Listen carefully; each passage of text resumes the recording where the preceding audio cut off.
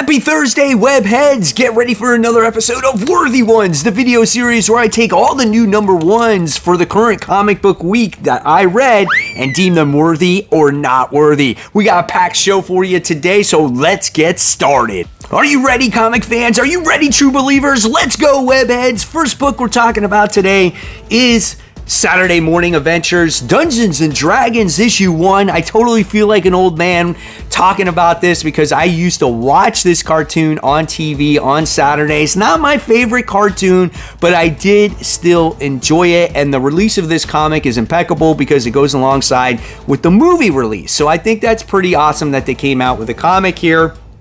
And if you ever watch this show, what happened is that we get a bunch of kids that went to an amusement park. They rode the Dungeons and Dragons roller coaster. They go on the roller coaster, and then what happens is they get transported to a different world, and it's the Dungeons and Dragons world, and they get chosen to be heroes. And at the same time, they're trying to get back home. That's basically what the story is about, and you get that little synopsis here on what the Dungeons and Dragons world is. Now, in this comic book, you start off, which looks like it's going to be a lot of action, but really what you get is a character introduction, okay? And what I think this comic does do well is it gives you an idea of who the characters are, and I feel like this is kind of relatable to all ages, like people as old as me and then younger audience. So I think they're trying to reach everybody there to get you to know who these characters are, their ages. They're all teenagers from like the age of 13 and 15. You get introduced to the dungeon master. You don't even get introduced to any real major bad guys in this book. So they do a good job there at introducing the characters. However, the whole story is mainly about a debate about them either going back home or staying. And I felt that took up way too much of the comic book. And the next thing you see is they're being invaded by, creatures or whatnot. They go through this portal and they end up at another place. And before you know it, the comic is over. And you're like, whoa, wait a second. That's it? There was no real meat to the story. So I'm going to deem this book not worthy. Wow, you're probably surprised that I'm deeming this not worthy. It wasn't a bad story, and I would say to others out there, pick this book up, especially if maybe you're a younger comic book reader. But for me, I wanted a little bit more meat to this story. I'm going to give this book a C. I thought it was average. I thought it was okay. But with all the other comic books out there buying my attention, this just did not capture me the way that I wanted. And this is a mini series. This is not like it's an ongoing. I felt they could have put a lot more story in this first issue, maybe introduced us to the villain or showed us a villain at the end of the last page or something like that, or maybe have them do more than just standing around debating about, hey, should we stay, should we go? Are you ready? Because it's Clobberin Time. That's right, guys. Here we go. We have Clobberin Time. This is issue 1. This book is written by Steve Skroce and Dean White. Artwork done by Steve Skroce. Now, the artwork is very unique in this comic book. Crazy facial expressions, a little bit darker tones on the color. But yeah, this book is just very unique. You get to see some crazy details in the colors.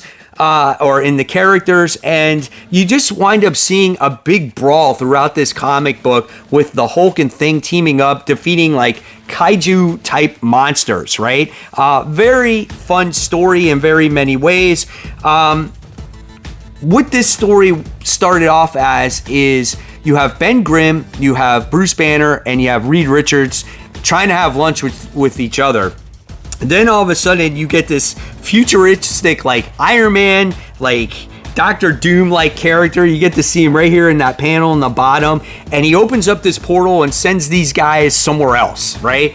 And now our heroes have to find a way back. But in the meantime, they're trying to save this race of creatures, this planet that's been enslaved by these bigger monsters. And they're very successful. There's some very, quirky things that happen, some funny jokes, and you know what? It was a lot of fun. So I'm gonna deem this book worthy. Yeah, that's right, guys. I feel like this book is going back to a simpler time when it comes to Marvel Comics. This is like a Marvel 2-in-1 or a Marvel team-up book where, you know, no real continuity. If you just want to have fun and read comics, that's what this comic book is. Or I'm going to give this book a grade B. Yeah, that's right. I thought it was good.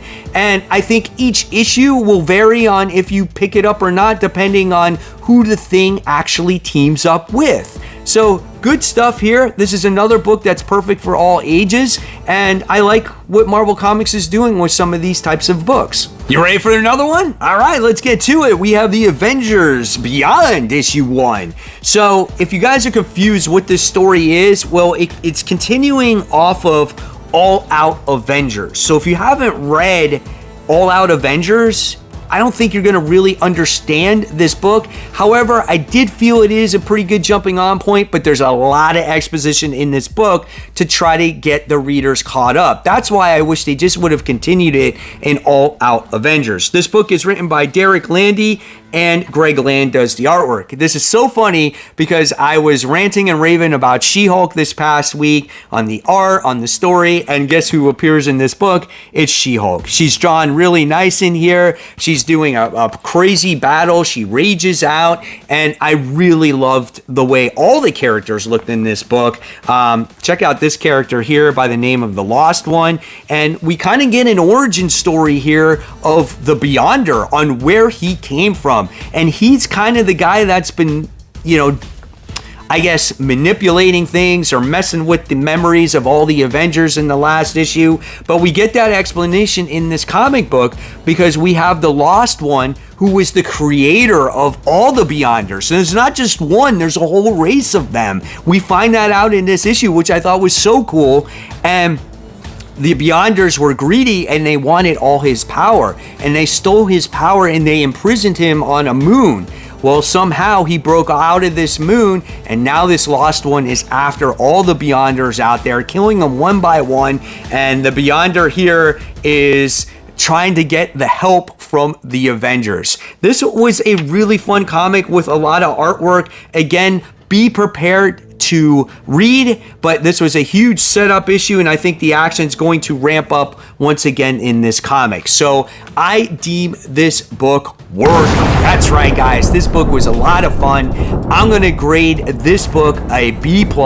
Great storytelling here. Great to see the character Beyonder again, and I love learning about that origin story. My only knock on it really is it was a lot of exposition heavy, trying to get readers caught up of what happened in the last volume, right? Where they could have just continued it with an issue 6. Okay, guys, surprise book of the week for me right here. This one is called It's Jeff. That's right. This is issue 1. One shot only, unfortunately, but I would love to see more tales of Jeff the Land Shark, written by Kelly Thompson and Guahuru. Now, this was actually released on the Marvel Unlimited app, but this is the first time they released a physical form of Jeff the Land Shark. And let me just tell you, this is a book, again, for all ages, and I absolutely love this book. The artwork was absolutely phenomenal in this story, and it's a silent issue. There's not a single word to be spoken. Everything is seen through the eyes of Jeff the Land Shark, whether he's in a pool party, he's making food for his friends, he's making a mess in the living room. Every single little short story is going to put a smile on your face, or it's going to make you laugh out loud. That is a powerful comic book. This is a palate cleanser. Like, if you read a very dense story and you need a break from all the seriousness of all the comics that you read, yeah, read Jeff the Land Shark. This book was great.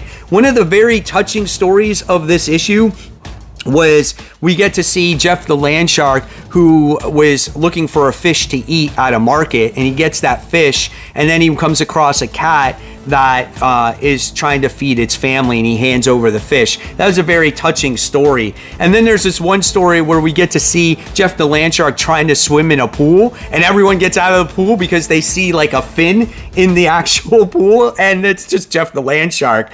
But there's just little things in there that you catch, like Ghost Rider's in the pool, but his flame is still on. There's so many little things. Just take your time, digest it, appreciate the artwork of it. Oh my God, this was great. He's like having fun in a washing machine, right? And Katie Bishop's like worried that he's gonna drown in there. He's not gonna drown, he's a shark. I'm deeming this book worthy, guys. This is a fun read. You can share with this with your kids, your loved ones, anybody. So much fun. This book is an A. However, it's not an A+ because it's a $6 comic book. Way too much money for what it is. You know, this is a book that you should have released for $4, right? And just have people enjoy it. Don't overcharge for something like this. Get it in the hands of people, right? So, nevertheless, fun read. Definitely recommend it. We are Venom! That's right, guys. Lethal Protector. This is issue 1. You gotta love this variant cover from Peach Momoko. Not a huge Peach Momoko fan, but that's a great one. Silver Sable on the cover.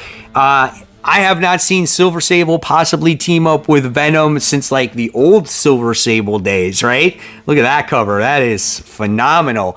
But you want to talk about 90s? That's what this book gives you a feel of, right? It's like 90s goodness. David Michelini back on titles once again. You know, he wrote Spider-Man Forever. He got the Venom stories, and this just has that tone with that style of artwork by Farid Karamai. Check out this book, man. Like, look at that. That is so nice. I really enjoyed it. In the beginning of this comic book, we wind up seeing these agents, these soldiers fighting to get this artifact and whatnot. And you wind up seeing the Vulture in this comic. You see Silver Sable in here trying to get this artifact. You know, they're all battling with each other. It's just one explosive, just gargantuan comic book, and it just brings me back to a simpler time. Now, it wasn't all explosive, it wasn't all action. There was a little bit of slower moments in there, or emotional beats in there with Eddie Brock maybe trying to get back with Annie because she broke up with the fiance in the last series and whatnot, but that was kind of a failure. She's out of town, and you know, you get to see him kind of dealing with his situations that, you know, not all the decisions he made was right in his life. So I could appreciate those moments that were shared in here. And by the time you get to the end of this comic, it's going to have a lot more in it as time goes along, because you did get to see the Vulture in this comic book, and you also get to see a very brief glimpse of Dr. Doom. Here's the Vulture. And then you do get to see Doom on his throne at the very end, if I can find it real quick. Yep, there he is, right there on the top. So there's Doom there. So great artwork. Can't wait to see these classic characters. And you get possibly Silver Sable recruiting Venom in this comic. Again, bringing back to these days, right? Just so cool, man. I love it so much. So I'm going to deem this comic book worthy. That's right, guys. As a huge Venom fan, Spider-Man fan, I can't help enjoy this Venom storyline more than the one that's going on currently. I'm okay with Donny Cates on what he did with the character, but where the character's out right now, I'm just not a fan. But when it comes to this comic book, I'm going to give this one an A-. Yeah, this one was a lot of fun. It's not, you know, reinventing comics, or it's not a very in-depth story, but that seems to be the theme this week. A lot of comic books were fun, and when you're having fun with your comic books, that's nothing but a good thing. So here's a book that totally blew my mind and surprised me, and this was pretty much an impulse buy. This is Indigo Children. This is issue 1. It's like, don't judge a book by its cover, not the fanciest cover, right? Not something that's going to really attract you, but I looked it up, and I saw the artwork, and I'm like, it's not that great. But then what attracted me to this book was this page right here. You can kind of tell what was going on in the story based off of 3 pages. You get to see a family going on an airplane, and the next thing you wind up seeing is that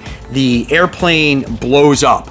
and I was like, whoa, wait a second, what is happening here? So that definitely caught my attention there. So I was like, all right, well, let's check it out. Let's see what it has to offer. This one is done by Kurt Pyers and Rockwell White. Again, the artwork is not my favorite, but what I do love about this comic is that when people are in distress, they make it this thing that people are just sweating profusely. You're like, oh man, this guy's like really nervous. And I loved when they showed that in this comic book, okay? All right, so with this issue, what I liked about this issue was about it was just the pacing and the overall story of it. So we go back quite a few years about this young boy, right, who is on this plane, and there was this terrorist on this plane, and he was a suicide bomber, and the plane blew up, right? And then you're opened up to the title page like it's a big movie. And then we have this particular reporter who found this tape. It was given to him, this file about this boy that has these special abilities. They call him the Indigo Child, right? And he's trying to find out where this boy is. And so the mystery of this comic is so well done, and the connections that this reporter has is absolutely awesome. There's someone that tries to murder him. They got to get to this secret compound where this boy is actually being held at, and it was so good. Now, there's a lot of talking heads into this book, but the story is so interesting that you never feel bored. You want to feel, you want to read more. It's a page turner. I just loved it. And when you get to the end of this story, you're like, ah, man, we're right at this really, really good part, great cliffhanger, and that's it, you know? So I really enjoyed this story. And again, I love the connections this reporter actually had. You know, he's meeting people at McDonald's and stuff like that. Dude, great stuff. If you guys did not pick up Indigo Children, I definitely recommend it. It is a worthy comic book for sure. And I'm going to grade this book an A+. That's right, the A+ comic of the day, guys. This was phenomenal read. I just love everything about the comic. Here we go. The book that probably many of you are probably waiting on for me to talk about. This is The Unstoppable Doom Patrol. This is issue 1. Now, a lot of you guys know that I'm not a fan of Doom Patrol, or maybe not necessarily I'm not a fan of it. I just never went out of my way to read Doom Patrol. Some of you guys have been giving me some recommendations, but for right now, I felt like, okay, here's a series. Let's jump on somewhere. So here we go. We got The Unstoppable Doom Patrol written by Dennis Culver, and the artwork is done by Chris Berman. The artwork is actually really good. I like the characters in this book. There's some cool fighting scenes in this issue as well. And there's a couple of new characters in here, but there is a lot going on. There's a mission between the Doom Patrol, and then there's a mission between like Peacemaker's people, right? So there's two separate things going on. There's a lot of things going on, and I feel like this is more of a setup for you to get to know the characters in the comic book while they're on some random mission, okay? And the characters that we get in this book are your traditional characters like Robot Man, we have Negative Man, Elastigirl, there's a new chief that's in charge of the group, and then there's a new character by the name of Beast Girl. Know nothing about her, but her powers are like, I guess, to bring out the most primal part of somebody, right? So it's kind of weird. And we get to see Doom Patrol go to Gotham, and they go on this mission. Now, this is based off of everything that was happening on the Lazarus planet. We get people that have the meta gene. They wind up getting clinical trials on them, and people would pay them to get these powers. Well, this one kid had such an extreme meta gene, right? They kept on using it, and then he became this crazy beast, and he started destroying everybody,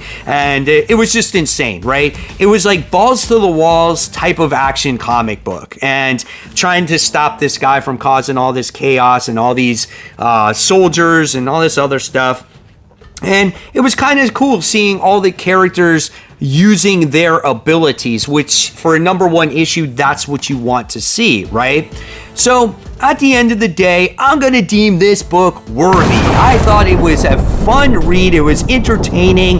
The only thing I didn't like about it is that the story took place in Gotham. It could have took place anywhere. And of course, Batman had to make his appearance in the comic book. Not necessary. We don't need Batman. Now, it was a good thing that they didn't make it a focal point that Batman was in here, and they did do a good job on saying Batman was leaving the comic book, right? It does leave you with a pretty good cliffhanger with Peacemaker and gathering up this weird team of his own. So I don't know. We'll see where that goes. But this was an overall fun book. I'm definitely going to give this book a B. So hopefully you guys enjoyed it just as much as I have. I'm curious to hear the comments below. So there you have it, guys. Another episode of Worthy Ones in the Books. I'm so curious to hear your thoughts in the comments below. If you love my content, I'm going to leave you my newest comic book haul. If you guys haven't checked it out, check it out. I got a lot of great Spider-Man stuff this past week. And of course, guys, as always, keep buying, keep collecting, but most importantly, always read your comics. Guys, I'll see you real soon. Bye.